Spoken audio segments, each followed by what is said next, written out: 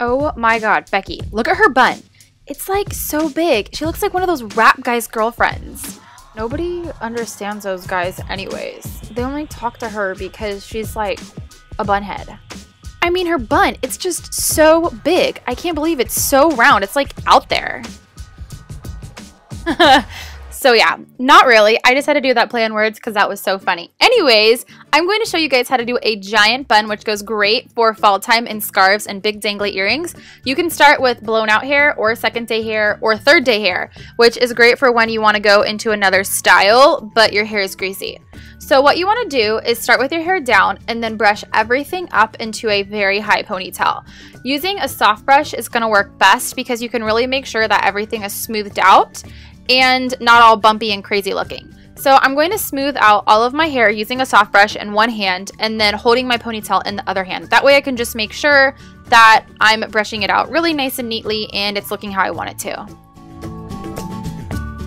Once you get it into the smoothness that you want, put it into a ponytail holder. Now, I wrapped mine twice the first time, but I didn't feel like it was going to be tight enough, so I looped it around a third time and then pulled at the very top part and kind of just split those two pieces and pulled it down onto my head. That way it's super tight.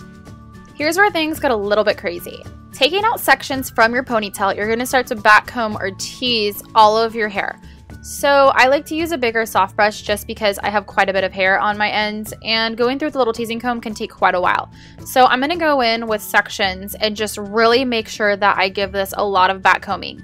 Now, if you're wanting a smaller bun, do less tease. If you're wanting a bigger ginormous bird's nest bun, as I call this hairstyle, then tease as much as you possibly can.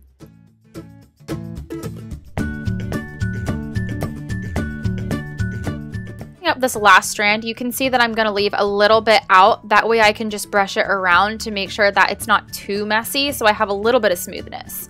Next, we're just going to go in and around our ponytail and kind of smooth out the edges. That way it gives it a little bit of something other than a crazy nest on our head. It just smooths it out just a little bit around the edges to make sure that it looks nice and sophisticated. Think of this hairstyle as basically a modern beehive. You could put it to the side, but that might look a little cray-cray, so we're not going to do that.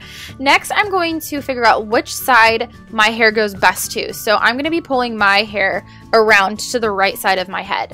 Now I'm going to kind of mold it around with my hands a little bit, and then I'm going to tuck my ends up and under the bun as far around as it needs to wrap around, and then I'm going to pin that with a bobby pin. Going in after that, I'm just going to kind of shape it to my head. So I'm going to move it around and form it to where it gets a little bit more even and kind of make it to where it looks more flat or horizontal, and then move around my hair to where it looks very structured and still pretty and not just like something crazy happened on your head. Once you get your final form, use bobby pins and go around the perimeter and make sure that you can pin it in so that when you tilt your head over, it's not going to fall off. It needs to be secured, so just pop those bobby pins up and under so that they are hidden.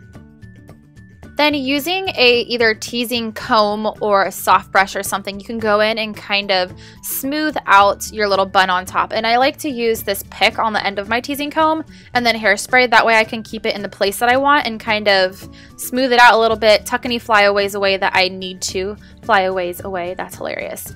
Anyways, I like to use this to kind of form it. That way it looks very nice and put together.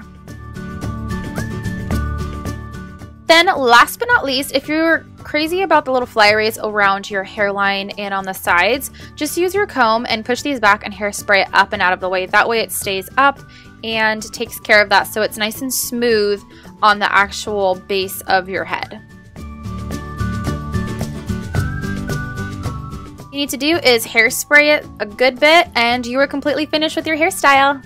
And if you want a cute makeup look to go with this bun, try out my dark red lips tutorial. That was one of my last tutorials, and see how to complete your hair with a cute makeup trend.